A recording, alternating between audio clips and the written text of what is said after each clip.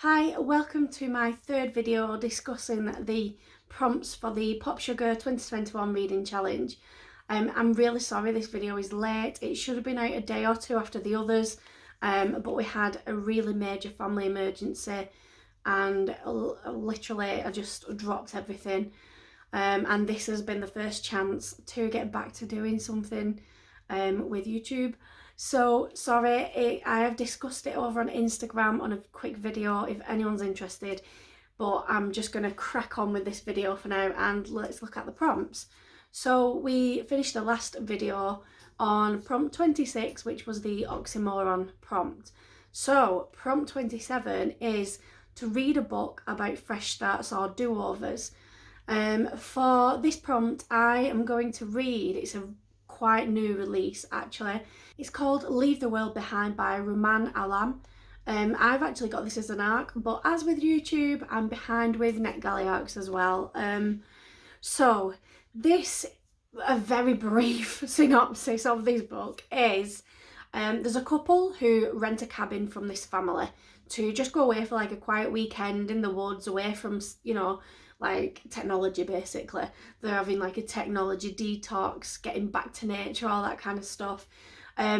Whilst they are there, this family returns to the cabin and says that there's been some kind of apocalyptic type event or things are going crazy in the world and that they need to stay in the cabin, which is really remote and away from everybody, and that they are trying to convince this couple who'd rented it that all this is going on and they're telling the truth and they need to stay in the cabin, and the couple aren't sure what to believe because they have no way of checking that information other than leaving and possibly putting themselves in lots of danger by finding out that it is true, or do they stay and never really know if it's true or not.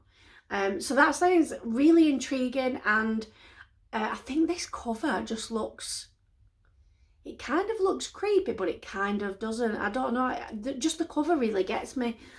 So I'm really looking forward to reading this one. And then, I've not read this, but The 7.5 Deaths of Evelyn Hardcastle by Stuart Turton, that definitely counts, because I think he's a detective, Aidan, he has to solve the death or the murder of Evelyn Hardcastle, and he knows that every day that he doesn't solve it, the day starts again and she gets killed again and he has to figure out who it is. But each time the day starts again, he kind of is put into the body of a different guest at this party where Evelyn is murdered. And so he's getting, like, he gets different viewpoints and different reactions from other people at the party depending on who he is that day. I've never read it because to me it sounds very complicated and like I'd really have to concentrate to read it. And it just sounds like a lot of effort, but I've heard that it's a really great book. And another that would fit this prompt that I'm sure everybody in the whole world has heard of, if not read by now, is The Invisible Life of Addie LaRue. This is basically a girl makes a deal with the devil to live forever, and unfortunately the catch to this deal is that nobody ever remembers her. So she lives for hundreds of years, never really making, like relationships and connecting with people and bonding and that kind of thing. So I imagine that's a very lonely existence. But then one day there's a guy or a boy, I'm not sure of their ages, he remembers her and she's like, oh my god, and then I don't know what happens after that. That's all I know about this book. But the fact that she kind of, I would say, fits this prompt because it's almost as if every single day is a fresh start, because she could meet somebody one day and like cause a massive argument or whatever, and then the next day she'd meet him again, they'd never remember, so it's a fresh start. Prompt 28 is to read a magical realism book. This is one of those prompts that to me I just go, oh god, I don't know what to do, because this isn't my kind of genre. It tends to lead itself very, very much to fantasy. But according to the Goodreads list about the Popsugar Challenge, the Wayward series by Shauna Maguire, the whole series fits. I know very little about this series because it's not my thing. I've heard lots of people talk about it and they all say it's really great. It just doesn't appeal to me. I think it's something about going through to like going through some kind of, I don't know, portal to another world where you've got the people from like fairy tales and nursery rhymes like Jack and Jill and people like that. And I think in each book you follow a different character, and I'm not sure if there's a character that's similar to Peter Pan and things like that. It just sounds very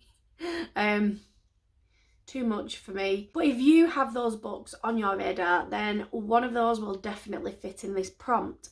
I am possibly going to read Cinder by Marissa Meyer. I have been meaning to read Cinder and the rest of the Lunar Chronicles series for roughly 2 or 3 years, and I still haven't done. I just seem to never get around to it, so I'm probably going to read one of those. Cinder is a retelling of Cinderella, I think, but it's got like robots in it. I think Cinder is actually a robot. It's very futuristic. I'm hoping the sci-fi robot type element and possibly a touch of dystopian in there will overshadow the retelling part, because I do not get along with retellings at all. And Addie LaRue fits this one as well, because the fact that she's done like this deal with the devil and people forgetting her and stuff like that, that counts as magical realism. Prompt 29, a book set in multiple countries. Addie fits this one as well. I'm told. In fact, let's just say Addie fits almost every single prompt in the Popsugar challenge. You could probably just read the book and then put it in for everything. I don't know. So that is not one that I'll be reading though. I am possibly going to read The Astonishing Colour of After by Emily X.R. Pan. This is on my TBR. It's been on for a couple of years. Looking at the synopsis, I have to assume that a booktuber somewhere did a really fantastic job of selling this book, because I've got it on my TBR and it just doesn't seem like a book I would choose. This is fantasy again. It's also tagged as magical realism. There's a young girl called Lee who lives in America, I think it's initially set in, and her mother takes her own life, and she then somehow thinks that when her mum took her own life she turned into a bird. Her mum is from Taiwan, so Lee travels to Taiwan. There we've got the multiple countries, and she meets her maternal grandparents. She develops a relationship with them, and she kind of works through her grief whilst at the same time searching for this bird that's her mum, and also coming to terms with the fact that on the day or at the time when her mum was struggling so much and decided to end her life, Lee was actually out with a new boyfriend and having her first kiss and thinking that the day was the best it could ever be. It does say it kind of switches between reality and magical, and I don't know. I'll probably give it a go, but I'm not too sure. This one does sound... It reminds me a lot of The Girl Who Drank the Moon by Kelly Barnhill, and I hated that book with a passion, so I'm not sure. And then some really easy ones that even I know of without checking are, I think, Kevin Kwan, Crazy Rich Asians. That is set in multiple countries. I know for a fact Elizabeth Acevedo, two of hers are set in multiple countries. I've read With the Fire on High, that's America and Spain, and then Clap When You Land, that's the recent release, that is America and the Dominican Republic, I think. So they definitely count really easy chick lit type books. Prompt 30 is to read a book set in a place where you would like to travel in 2021. Well, after the absolute shit show of 2020, I think lots of us would be happy just to travel outside of our own back garden. I'd be happy to travel to another part of the UK. It's been that bad. However, I'm gonna say go wild with this. I have got a charity event booked in India in September 2021 with my dad, and so I am desperate for that to go ahead. It's been like a lifelong dream of mine to go and do it, and so I'm going to read a book set in India. I'm not 100% sure what, but probably some kind of non-fiction about caste or religion or something like that. Prompt 31 is to read a book by a blogger, vlogger, blah blah blah, online presence type person. I think you'll find that a lot of self-help type books would meet that criteria. A lot of people who end up writing the self-help books have usually kind of begun by doing vlogs or blogs or podcasts, things like that. What I'm thinking of, I think this fits, I would say it does, is The Life-Changing Magic of Tidying Up by Marie Kondo. Then a show that I was obsessed with on Netflix recently, like I binged the whole series and then was really upset that there wasn't any more, was The Home Edit. That's the one where they keep putting things in colour rainbow order. You can see I haven't followed that because I don't believe in putting books in rainbow order. It hurts my brain. However, I love all the other like organising and labelling things and putting them in boxes. So they have recently released a book just as the Netflix series came out. And obviously that's all about how to organise your household and blah, blah, blah. But one that I was really surprised about when I was researching this prompt is that John Green counts for this. All of John Green's books count because John Green was, I think he was a blogger initially. So if you fancy, I think it's like Will Grayson, or Turtles All the Way Down. There's loads of John Green books. They all count. So there you go. That's an easy choice. Prompt 32 is a book that starts with Q, X or Z. This initially sounds ridiculously difficult. However, if you are a zombie fan like I am, you can't see them. I've got an entire shelf up here of zombie books. The vast majority of those start with a Z. So, you know, you've got Zombie Apocalypse, Z-Town, things like that. Anything. And if you are going to be of the mindset where you can ignore the first word of a title if it's like the or a or an, then there's loads like The Zombies or whatever, The Zombie Island.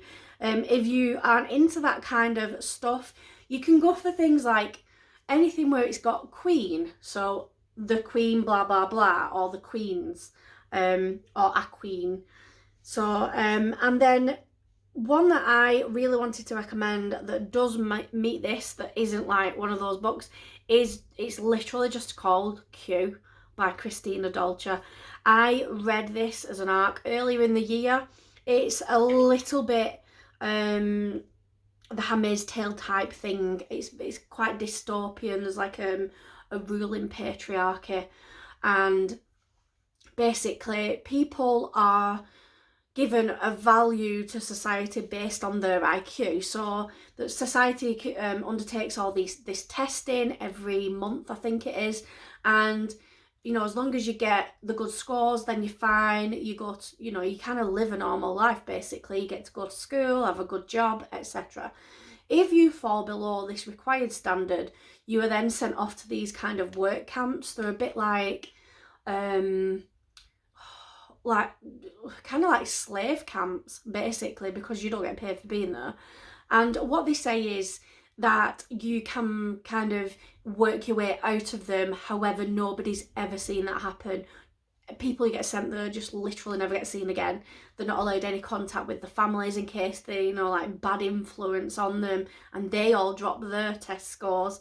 It was just a really, really great book about this teacher whose daughter fails the test and she gets taken away, and then this teacher decides to purposefully fail her test so that she can then be sent to the camp with her daughter and try and figure a way out to escape. So there's actually loads of options for this prompt if you just kind of stop panicking about QXZ, and just have a look through your TBR. There will be plenty of books that just because it starts with the second letter will fit one of those. From 33 is to read a book with 3 generations of family in it. Now, I mentioned A Woman Is No Man by Etta From in previous videos. Highly, highly recommend it. It's got the mother, the daughter, the grandmother, and it's fantastic. It's like on a dual timeline. It's about Palestinian women trying to integrate into American culture. Then there is The Great Alone by Kristen Hannah. This is an author that I don't read. It's just not my thing, historical fiction like this. However, this one actually sounds quite interesting. It's set in the 70s. We've got a man that comes home from the Vietnam War and he seems to have PTSD. He's struggling with things and he decides that he's going to take his family to move to Alaska for like a fresh start and to get away from, you know, bad memories and other things that's going wrong in his life.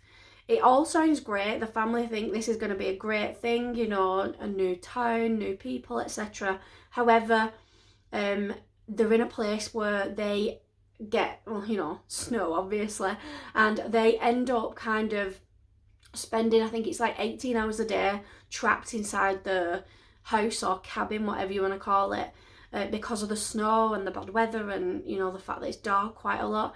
And they very quickly realise that the father's mental state is very fragile and that he's very damaged and that they are basically alone in this remote place with no friends, family around them to try and cope, I guess, and to put up with the deteriorating mental state of the father.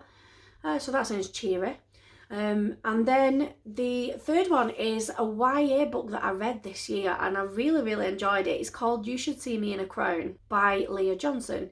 And this follows a teenage girl called Liz. She's a little bit of a geek. She's, you know, like in the school band and she is getting like amazing grades. She's not one of the cool kids is what I'm trying to say.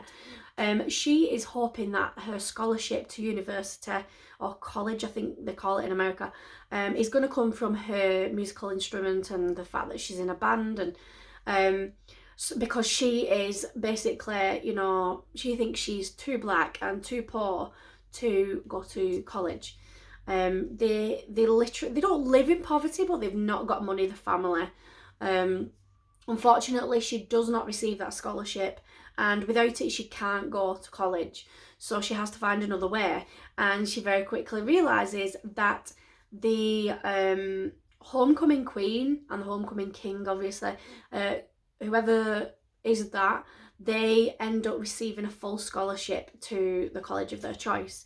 And so even though this is not her world at all, she's not interested, she suddenly finds herself having to kind of go through all these crazy stuff to try and compete to be crowned homecoming queen so that she can have the scholarship. It is a really good book. It does deal with some kind of issues around poverty and racism and sexual identity as well. From 34 is to read a book about a social justice issue. There's loads about this and I am struggling to pick one because I do really enjoy books that have this kind of focus. So I'm possibly going to read Know My Name by Chanel Miller. Chanel was sexually assaulted on campus at college in America. And the person who sexually assaulted her, Brock Turner, he only got 6 months imprisonment. And Chanel wrote a victim impact statement that just went viral across the world. And it kind of eventually inspired changes in California law. And also she's had a lot of people kind of come out and say the statement she wrote gave them the courage and the strength to stand up and speak about, you know, sexual assaults or rapes that they've experienced. And it's just, I think it's one of those books that's really important for every woman, and probably every man, to be honest, to just take on board, really, that this is something that we cannot allow to happen in society. We cannot allow sexual assault and rape to go unpunished or to go lightly punished. And another one that I've been considering that's been on my TBR for a good few years is I Am Malala by Malala Yousafzai. If you don't know Malala, she is a young girl who stood up about girls' education in Pakistan. The Taliban were going around closing schools that were especially for girls. They were kind of trying to put the country in a position where girls couldn't be educated at all, and Malala was standing up for the rights of girls to get an education. And she ended up being, well, they attempted an assassination of Malala.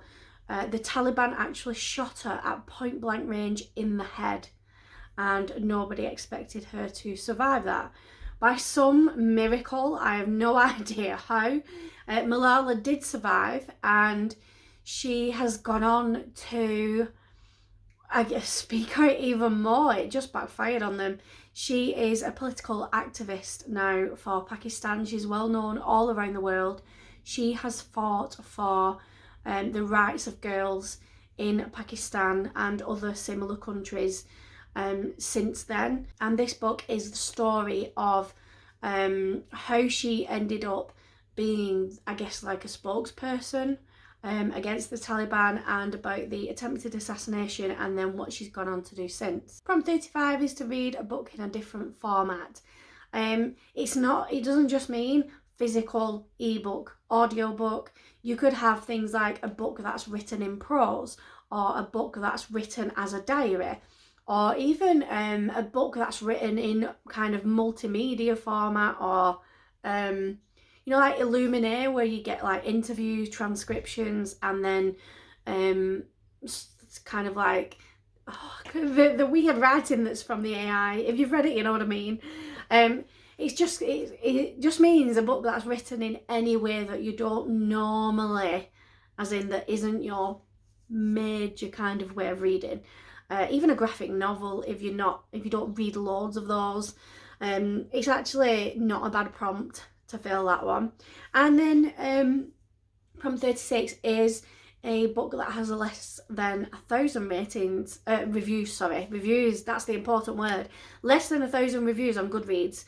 Now, you might think this is a difficult one, or you have to read a super brand new release, and it's not actually, because I was looking at this one, and even books that I've read that are backlist by a good few years, you know, I'm talking books that are like 8, 9, 10 years old, they don't have over 1,000 reviews. They might have, you know, 15, 20,000 ratings. It's the actual written reviews that count. So it's not as difficult as you might think. And then prompt number 37 is to read a book that you think your best friend would like. If your best friend is not a reader, go on to one of the Facebook groups or chat with people on Instagram, whatever, and read a book that you think they would like, because they might be your new best book friend. Prompt 38 is to read a book about art or an artist, or featuring one of those. And this is a prompt where I read it and just was like, oh God, I don't care about art or artists. But actually, it's not that bad. So I am probably going to read The Last Time I Lied by Riley Sager. So obviously it's a thriller. We follow a girl called Emma. She was kind of at this cabin or on a camp as a young girl, and her 3 cabin mates sneaked out in the night, and the last she ever saw of them was them kind of sneaking out the door, and then they were never seen again. So then we kind of come to current day, where Emma is a really well-known artist. There we go, it fits. And she gets offered a position as like a kind of painting teacher. Anyway, she was offered a position as like a painting teacher or something at the camp where her friends went missing. And so she kind of thinks this is an opportunity to go back and get a bit of closure. However, when she goes back, she starts like finding weird clues about what happened to her friends that went missing, and creepy things start happening. So that sounds like a great one. And then when I looked on the Goodreads list, City of Ghosts by V. Schwab appears on there, but from the synopsis I have no idea why. I'm just gonna have to trust other people on this one. This is about a young girl whose parents make TV shows. Now, whether they're counting that as like them being an artist, as in being like actors, actresses, that kind of art, and she goes with them to Edinburgh to film like this program about the world's most haunted places. Now, Cass has this ability to speak to ghosts. She can draw back the veil between the living and the dead. And whilst over in Edinburgh, she finds another girl who also has the same gift. And Cass realises how much more there is that she needs to learn about her gift and how dangerous it can be. I have had this on my TBR for quite some time. I know it's fantasy, and I keep saying I don't do fantasy, but it just, I don't know what, something about it just sounds really cool and interesting. Plus it's middle grade, so should be quite an easy read. And then the last one that I thought I'd recommend for this prompt, I adored this book, 5 stars. I only read it in summer this year, and that is Felix Ever After by Kaysen Calendar. Felix is at an art school, and even though he is proud of his identity as, you know, black, queer, transgender, he kind of worries that he might never find the right person to fall in love with. And then added on to that worry is the fact that somebody starts, I guess, targeting him, and they start posting pictures of Felix from before he transitioned, and writing his dead name everywhere, and I guess outing him and saying like, well, not outing him because everybody knows, but like kind of, I don't know what the word is. I want to say exposing, but that doesn't sound right. There's just bullying, basically. Let's just say it. He's bullying, and they're saying that he's only pretending to be a boy and that he's a girl and he should dress like a girl and he's not one of the boys. So very, very transphobic. And so Felix sets out to, I guess, try and uncover who this person is that's being so transphobic and being a bully, basically. And it is very much an enemies to lovers trope. I don't know, I loved this book. I just loved the characters. I thought Felix was a fantastic character. And then, even though he's the main character, I felt like he didn't overshadow everyone else, or that everyone else wasn't kind of developed. Like, it wasn't just him. The whole cast of characters I thought were fantastic. I absolutely loved the setting, the way that the art school was kind of portrayed. It was just amazing, fantastic book, highly recommended. And then to finish it off, we have Prompt 39, which is a book that everyone seems to have read except you. Have a look on YouTube, have a look on Instagram, and just pick a popular book. And then prompt number 40 is to read for a prompt from a previous Popsugar challenge. These can be found if you just Google Popsugar challenge, reading challenge, blah blah blah year. They're all out there somewhere. You'll easily see the prompts. I think I'm going to do a dystopian novel for this, which is from the 2016 challenge. And then the next 10, what they called the advanced prompts, they're not worth discussing because it's all very subjective. It's like the longest book on your TBR, the shortest book on your TBR, the prettiest, the ugliest, blah blah blah. One thing I do want to mention though is, if you find the longest book on your TBR is a collection of works or a collection of books or a box set, and you're not wanting to really read them because it's very overwhelming, I class those as individual books. So say I buy an entire series as a box set on Kindle, I would actually put those onto my TBR's individual books. So they wouldn't be the longest, they'd all be separate books. I hope that helps. Anyway, thank you for listening to me waffle on again. Hope that I've given you some ideas for the challenge and some kind of interesting start points for your research. If you've got anything you want to say, if you want to correct me, if you want to suggest something else, please comment below. Please like and subscribe, and I'll see you all shortly with another video. Bye.